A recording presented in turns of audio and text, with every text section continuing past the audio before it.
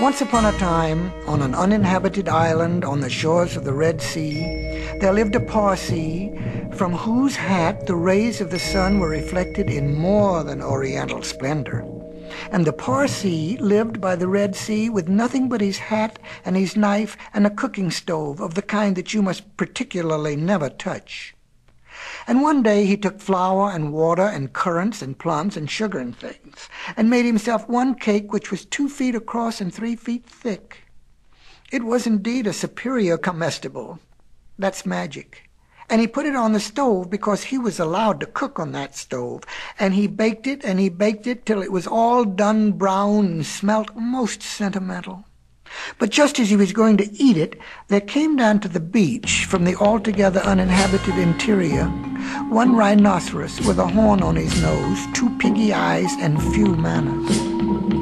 In those days, a rhinoceros's skin fitted him quite tight. There were no wrinkles in it anywhere. He looked exactly like a Noah's Ark rhinoceros, but of course much bigger. All the same, he had no manners then, and he has no manners now, and he never will have any manners. He said, "How?" And the Parsee left that cake and climbed to the top of a palm tree with nothing on but his hat, from which the rays of the sun were always reflected in more than oriental splendor.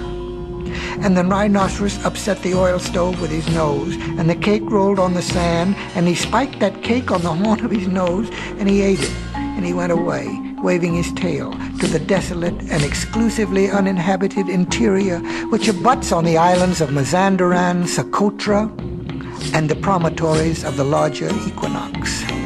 Then the Parsee came down from his palm tree and put the stove on its legs and recited the following sloka, which, as you have not heard, I will now proceed to relate.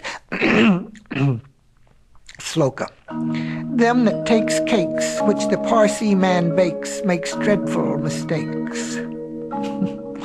Well, and there was a great deal more in that than you would think. Because 5 weeks later, there was a heat wave in the Red Sea, and everybody took off all the clothes they had.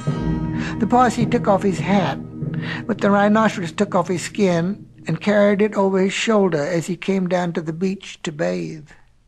In those days, it buttoned underneath with 3 buttons and looked like a waterproof.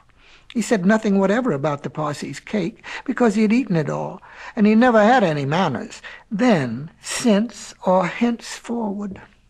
He waddled straight into the water and blew bubbles through his nose, leaving his skin on the beach.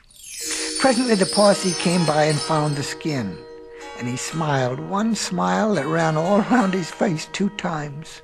Then he danced 3 times round the skin and rubbed his hands. Then he went to his camp and filled his hat with cake crumbs. For the Parsee never ate anything but cake. He never swept out his camp. He took that skin, and he shook that skin, and he scrubbed that skin, and he rubbed that skin just as full of old, dry, stale, tickly cake crumbs and some burned currants as ever it could possibly hold. Then he climbed to the top of his palm tree and waited for the rhinoceros to come out of the water and put it on. And the rhinoceros did. He buttoned it up with the 3 buttons, and it tickled like cake crumbs in bed. Then he wanted to scratch, but that made it worse. And then he lay down on the sands and rolled and rolled and rolled, and every time he rolled, the cake crumbs tickled him worse and worse and worse. Then he ran to the palm tree and rubbed and rubbed and rubbed himself against it. He rubbed so much and so hard that he rubbed his skin into a great fold over his shoulders and another fold underneath where the buttons used to be. But he rubbed the buttons off. And he rubbed some more folds over his legs. And it spoiled his temper, but it didn't make any difference to the cake crumbs. They were inside his skin, and they tickled. So he went home, very angry indeed, and horribly scratchy.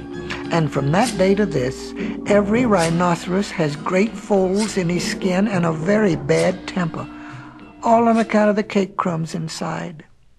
But the Parsee came down from his palm tree wearing his hat, from which the rays of the sun were reflected in more than oriental splendor, packed up his cooking stove, and went away in the direction of Orotavo, Amygdala, the upland meadows of Anantarivo and the marshes of Sonaput. The end.